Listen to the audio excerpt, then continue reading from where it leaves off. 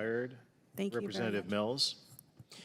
Thank you, Mr. Chairman. Before I get started, I'd like to request unanimous consent to enter into the record the Department of the Air Force's Officer Source Commission applicant pool goal. Thank you so much. So I wanted to note that in this, it actually specifies the diversity and inclusion goals of the Department of the Air Force. And was happy to find the fact that it's broken down into individual categories, of which I noted that by gender, it only notes male and female. Does that identify the fact that for everyone who is a witness here that there are only two genders?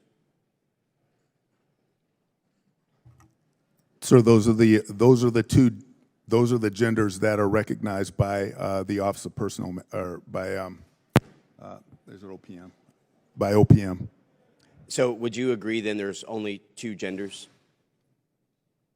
Sir, I would agree that yes. Vice Admiral Buck, Yes, I agree. Lieutenant General. Sir, two genders identified by our DEERS.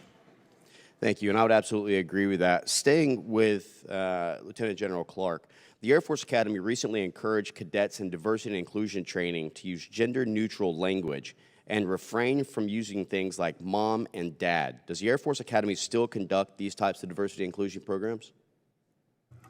Sir, we didn't actually tell cadets to refrain from using mom and dad. We told cadets to understand the context of the people that they're talking to before they refer to them, their parents, their family, or even their context. And so that was the crux of that training.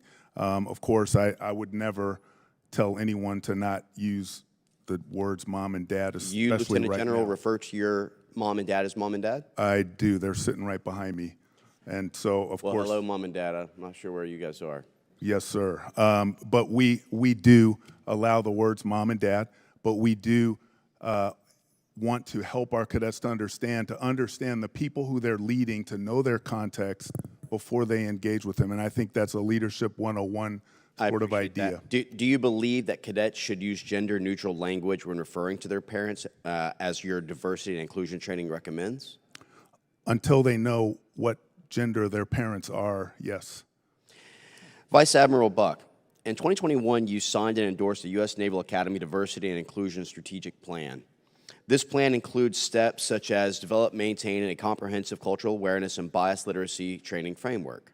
Regarding outlined areas of concern, such as admissions and creating a metric that can measure and track belongingness with a biannual survey for students and cadre. How do we track belongingness? Sir, since publishing that strategic document, very, very little of it has been implemented.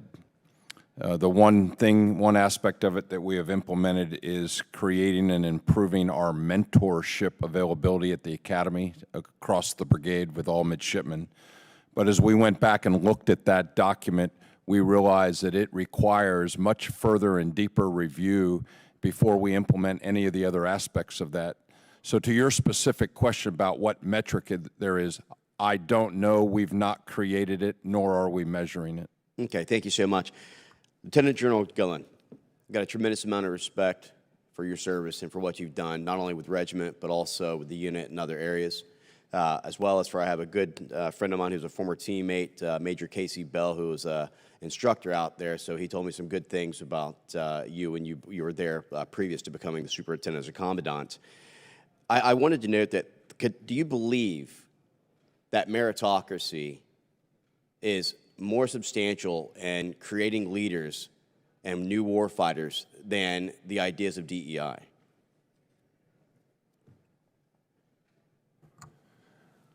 Sir, I believe that our force is made up of a diverse nation, and that our leaders, based on their promotions through a meritocracy, have to be aware of that diverse force.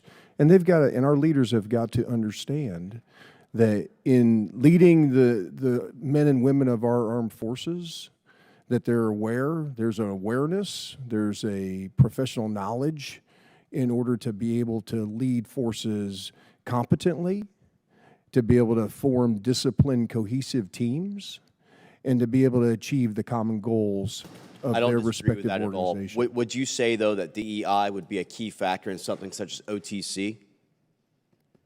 Could you repeat that, please, sir? Would you consider diversity to be a key factor into OTC, officer course that comes out of the unit, or would it be about meritocracy? Gentleman's time has expired. I yield back. Representative Alford.